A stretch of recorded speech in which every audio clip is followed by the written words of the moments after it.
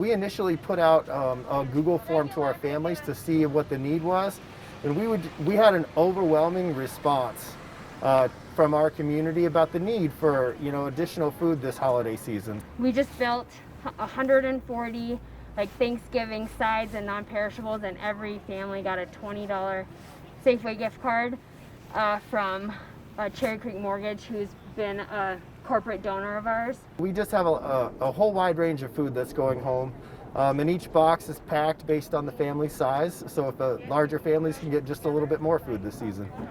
I wanted to do something for the community, especially because we're dealing with COVID and there's so much loss all around us, that I wanted to bring some hope. We support at Prairie a working community, and right now there's just a real wide range of impact. Some folks aren't getting the same amount of hours that they used to get. A lot of people in the service industry may not have access to work right now.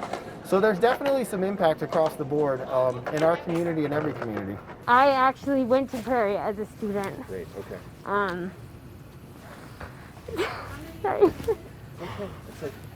This community just means so much to me, because I get to see how our diversity really impacts how our kids function in the real world. Our community is truly resilient.